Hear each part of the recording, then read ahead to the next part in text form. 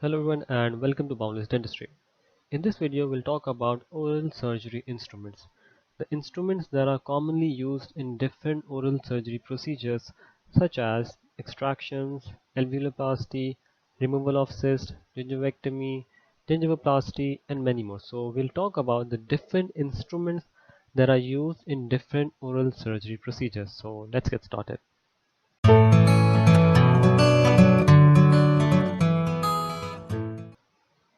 Now, firstly, we'll start off by talking about different types of elevators that are used in oral surgery procedures, specifically extraction. So, first elevator that is commonly used is periosteal elevator. Now, periosteal elevator is used to detach the gingiva along with periosteum after we have performed incision specially. So, how is this elevator used? Now, this is a tooth structure and this is the gingiva attached on the bone along with periosteum. So, this elevator, especially, it has two ends, the rounded end and the pointed end. So, this rounded end and pointed end is inserted at this angle, detaches the periosteum from the bone, after which many other oral surgery procedures are performed, such as performing surgical extractions. Now, the uses of this periosteal elevator is in extractions, gingivoplasty, alveoloplasty, and cyst removal, to name a few.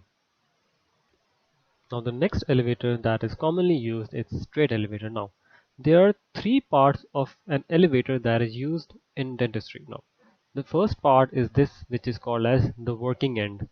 This is the shank and this is the handle. Now, what is the basic use of using this straight elevator is basically when we are undergoing extraction. So before the tooth is removed, it has to be luxated or loosened slightly in the tooth socket so that it can be easily removed. So straight elevator is used for luxation, that is to loosen the tooth from the bony socket before the extraction forceps is applied.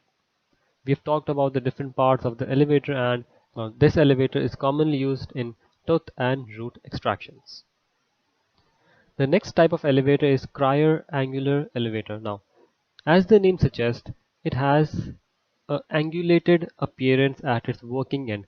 Now, this dictates its use in performing tooth and root extraction and sometimes in impacted teeth as well. Now, this elevator is used when we have to loosen the tooth or root in the bony socket before we apply forceps. Now, in some situations, for example, when we are performing extraction and some part of the root is left in the socket, so this elevator can be used in a wheel and axle manner in order to bring out the root from the socket. So this is the use of cryo angular elevator.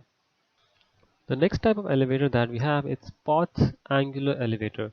Its use is quite similar to cryo angular elevator. It is used to loosen the tooth and root from the bony socket before we apply forceps. Now, these different type of elevators, they are used in different clinical situations depending upon patient to patient whether which elevator can be easily used in such patients to extract either the root or the tooth and even in sometimes impacted teeth as well. The next elevator is crane angular elevator. It is an elevator that is commonly used to extract root and tooth from bony socket before we apply forceps. Now, this elevator can be used in certain situations when normal straight elevators cannot be used for many reasons, such as it is not able to luxate the tooth enough in order to apply forceps. So, crane's angular elevator is commonly used in tooth and root extraction and in sometimes impacted teeth as well. The next instrument is root tip picks. Now, in sometimes while we are performing extractions, there are chances that some breakage of root might occur while we are performing tooth extraction. So, in that cases, we cannot apply forceps or any sort of elevator easily in order to extract the remaining tooth because we cannot let a root segment deposited in the socket.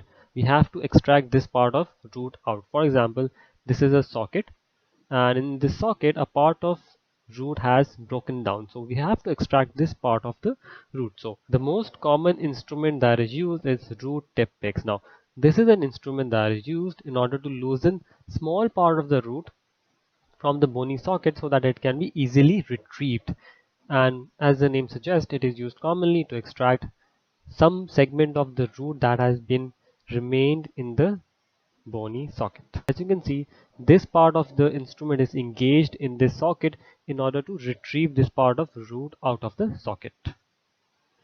The next instrument that is used is surgical curettes. Now, sometimes when the tooth is being extracted and it is an infectious tooth, there is some infectious, for example, granuloma is present. So, in order to make sure that the socket is completely cleaned, we use this surgical curette, which is a spoon shaped. As you can see, it basically removes all of the granulation tissue and any infectious tissue at the bottom of the socket that is present, in order to make sure that there is no infection present in the socket, so that optimal healing of the extraction socket can take place. So the primary function of the surgical curette is to remove the debris and tissue from the bony socket, for example granulation tissue. It is a spoon shaped instrument, as you can see in this diagrammatic picture, and it is commonly used in extraction, impaction, cyst removal cases.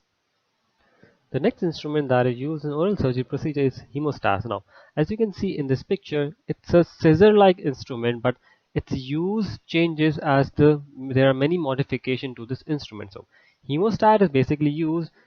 For example, we have to hold some small part of a tissue or any item that is used.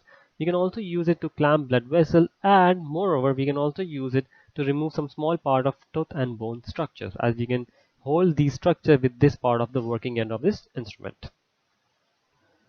Now, the next instrument that is used in oral surgery procedure is needle holder. Now, the function of needle holder is basically to hold the part of suture when we are performing stitches after, for example, there is some patient that has gone incision and drainage, and then after that, for example, we have to close the tissue. So in order to close the tissue, we have to perform sutures, and to hold the suture we use this needle holder. As you can see in this picture, there is this concavity, and in this concavity the suture is present in order to suture the tissue.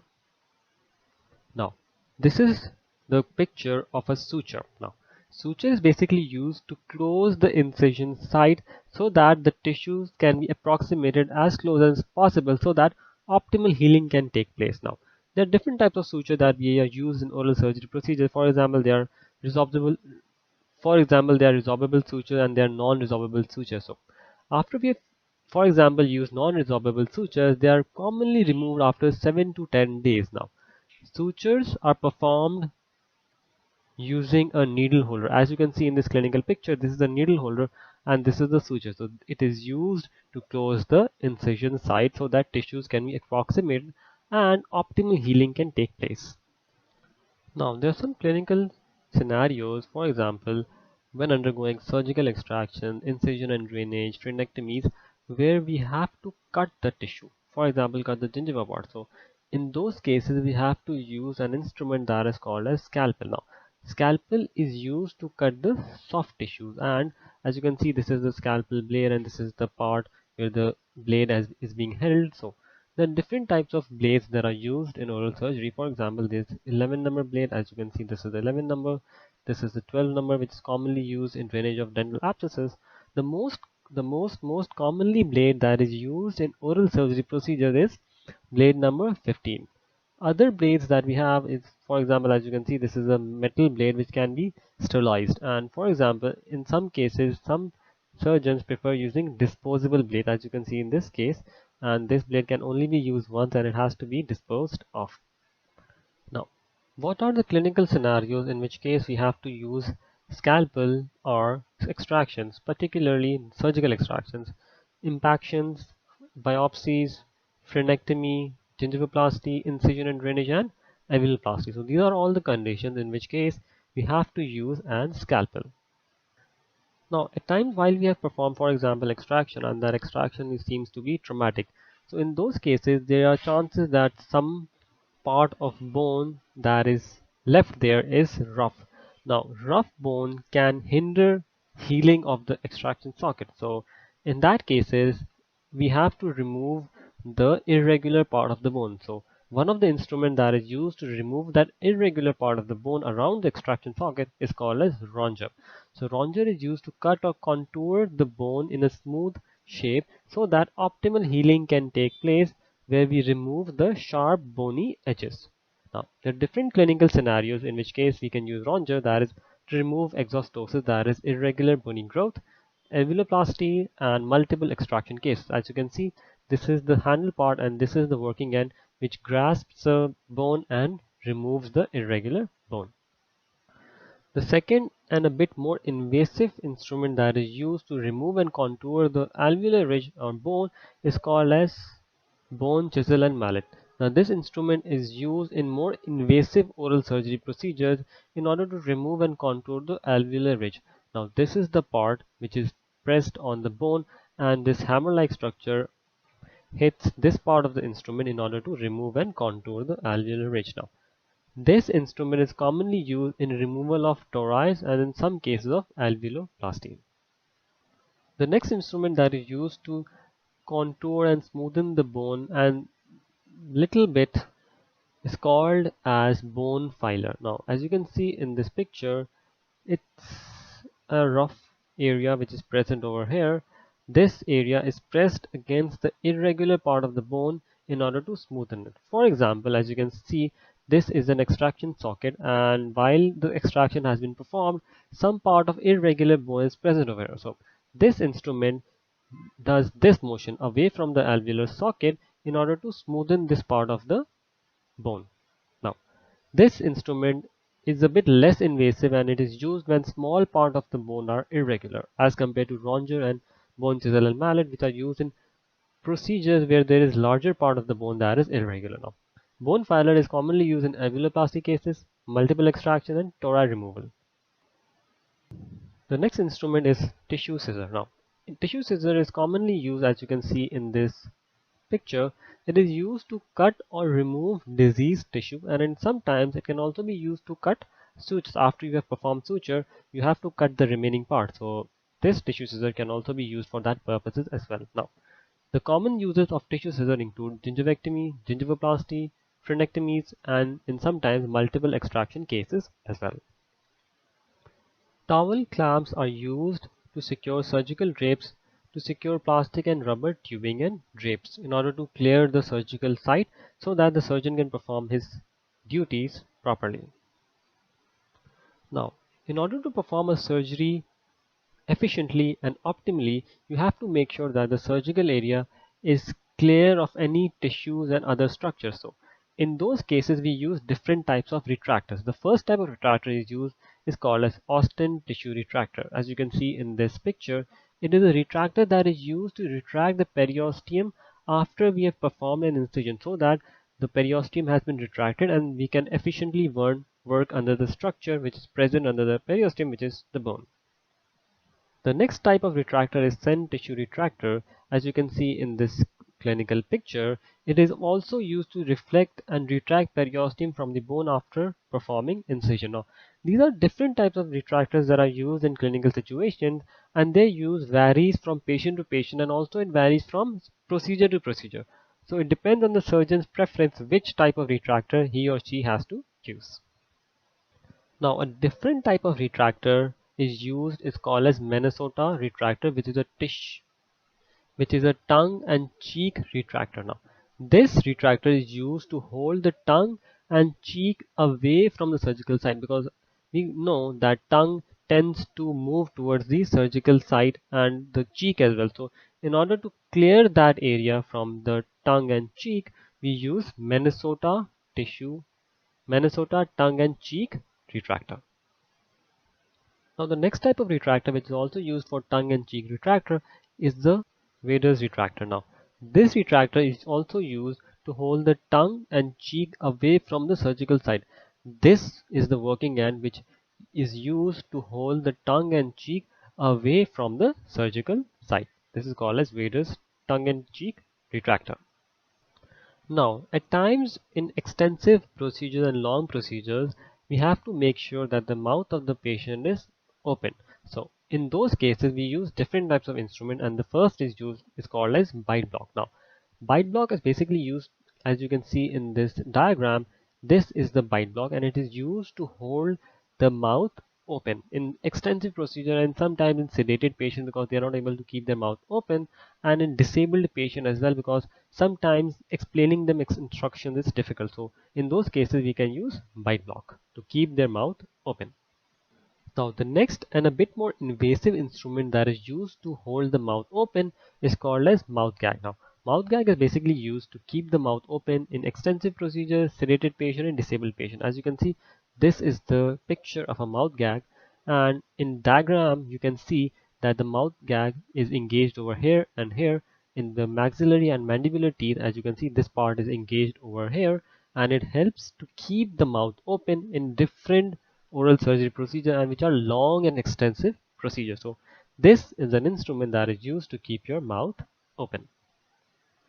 Now while we are performing different oral surgery procedures, there is saliva, blood, debris that is accumulating in the surgical site area, and that tends to hinder the vision of the surgeon, because if there is not a clear vision of the surgical site, this leads to lack of visualization as to where the surgeon actually has to work and is working. So in order to clear all of the area of saliva, blood and debris, we use different surgical aspirating tips. Now we have different types of tips. As you can see, this is Coxwell, Fraser, Bright self cleaning. So there are different types of surgical aspirating tips, and the function of those is to remove the saliva, blood and debris from the surgical working area in order to have a clear vision for the surgeon. Now the next type of instrument that is used in oral surgery is Addison tissue pliers. Now the function of this instrument, as you can see in this diagram, is basically to hold and grasp soft tissues. For example, you can use this to grasp gingiva, to hold it away from the working area. Now the uses of this Addison tissue plier is basically any surgical procedure where you have performed incision and drainage. It holds the area away from the surgical site. Now, a different type of instrument which has a function similar to Addison tissue forceps is Addison tissue forceps. It is also used to hold and grasp soft tissue away from the surgical area, and it is used commonly in any surgical procedure where there is incision and drainage. As you can see, this is the working end, and with this part basically holds the soft tissue away from the working area. Now, moving on towards a different set of instrument that is used specifically for extraction of teeth, that is called as extraction forceps. Now firstly we'll begin by talking about maxillary anterior forceps, focusing firstly on maxillary forceps. So starting off with maxillary anterior forceps, firstly let's talk about the different parts of a forceps, be it maxillary or mandibular. The parts are same. So these are the beaks which grabs the tooth. This is the hinge part and this is the handle. Now in maxillary and mandibular teeth, the angle between the beaks and hinge, that is a bit different. So in maxillary teeth, it's almost straight or there is a slight bend as you go posterior. So in maxillary anterior forceps, the angle between the beaks and hinge is straight. So the maxillary anterior forceps is basically used to remove the anterior maxillary teeth. Now as you can see in this diagram, this forceps grabs onto this tooth after it has been luxated enough by the elevator. So basically these forceps are used to perform different buccal, palatal, lingual, mesiodistal and even rotational movements in order to retrieve the tooth out of the socket. Now the next type of forceps that is used is called as maxillary premolar forceps. Now the maxillary premolar forceps is a bit different from maxillary anterior forceps. In the case, as you can see, there is a slight bend.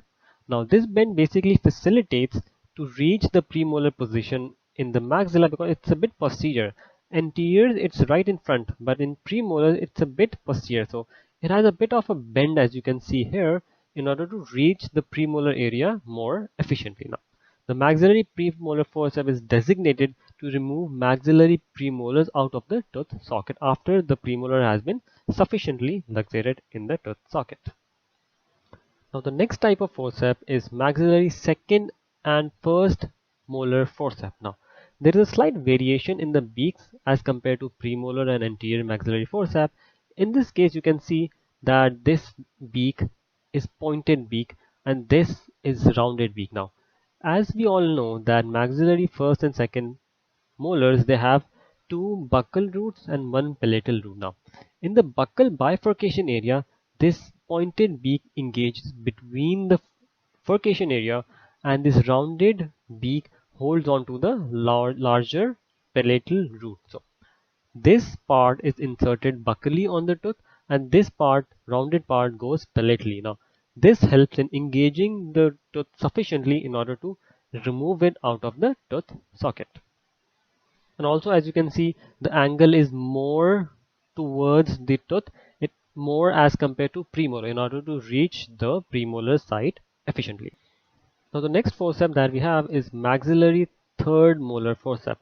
Now third molar is present most posteriorly. So in order to reach that site, as you can see, the angle between the hinge and the beaks is more as compared to the first, second molar and premolar and even anterior. So this angle, as you can see, is more acute to reach the posterior part of the maxilla in order to reach the third molar part. So this maxillary third molar forceps is used to remove the tooth from the socket. Now let's move on towards the mandibular extraction forceps. Firstly, we'll begin by talking about, as you can see, the beaks and the hinge, they form a 90-degree angle, as you can see, almost a 90-degree angle. But as we talked before about maxillary forceps, there was a straight angle or slight curved angle. So that is the major difference between the maxillary forceps and the mandibular forceps. The mandibular forceps, they have a slight 90-degree angle over here, but in maxillary forceps, the angle between the beaks and the hinge is relatively straight in order to reach the position of the tooth. So firstly, talking about mandibular anterior forceps, these forceps, the beaks, they close and they are slightly straight for the extraction of mandibular anterior teeth to remove them out of the socket. Now the next forceps that we have is mandibular premolar forceps. As you can see, the beaks are more wider as compared to the anterior mandibular forceps. Now these forceps are designated to remove mandibular premolar forceps to remove it out of the tooth socket. The next forceps that we have is mandibular first and second molar forceps. Now these mandibular second and first molar forceps is a bit different as compared to maxillary first and second molar forceps. I'll tell you how. As you can see, both beaks, the buccal and the lingual beak, they're both pointed, but in maxillary first and second molar forceps, only the buccal beak was pointed, but the palatal beak was rounded. Now, why is both of the beak in mandibular first and second molar pointed? Because as we know that there are mesial and distal root in mandibular molars. So these both of these beak, they engage between the mesial and distal roots in order to retrieve it. But in maxilla, the first and second molar, they only have buccal bifurcation and there is only single palatal root. So that's why in maxillary forceps, second and first molar forceps, there is buccal beak which is pointed, but the palatal beak is rounded. But in mandibular first and second molar, as you can see, forceps, as you can see that the buccal as well as the lingual beaks both are pointed in order to engage between the mesial distal roots of these molars. So these are the forceps which is used to remove the teeth out of the socket. Next, moving on towards the mandibular third molar forceps, as you can see, the angle is more acute as compared to second and first mandibular molar forceps, and the reason is same as we talked about maxillary third molar forceps, is in order to engage and reach that most distal part of the mandible, which is the third molar. So these are the forceps which is used to remove the teeth out of the socket. Now, there are some clinical situations in which case we can see the furcation area of the teeth clinically. So, in those circumstances, we have an option of using a better forceps, which can be used to easily retrieve the tooth out of the socket, which is called as cowhorn forceps. Now, there is variation between the maxillary and mandibular cowhorn forceps. Firstly, we'll talk about maxillary cowhorn forceps. Now, in some cases, in maxilla, if the furcation area of the first, second, third molar is visible, we can use this type of cowhorn forceps where it engages between the furcation area of the tooth and it grabs onto that and basically helps and facilitates in removing the tooth. So it is used when the furcation area is visible. That is its main indication of using cowhorn forceps because if the furcation area is not visible, these working ends they cannot engage in the furcation area. So that is its most important use. Now lastly, we have mandibular cowhorn forceps. It is used to remove the tooth out of the socket when the furcation area of the mandibular teeth is visible. As you can see in this diagrammatic picture, this is a cowhorn forceps and it is engaged at the furcation area, and when it is engaged at the furcation area, it helps to facilitate out of the socket, this tooth out of the socket. So that it is its primary use of using mandibular cowhorn forceps. So these cowhorn forceps are used when the furcation area is clinically visible in the tooth. So in this video we talked about important and commonly used instruments oral surgery. We talked about elevators, tissue forceps, surgical aspirating tips. We talked about needle holders, sutures, different types of forceps, and lastly, we talked about the different instruments that can be used to keep the mouth open. So I hope this video was useful for you, and if you like this video, please like, share, subscribe and press the bell icon. Thank you for watching this video. See you next time.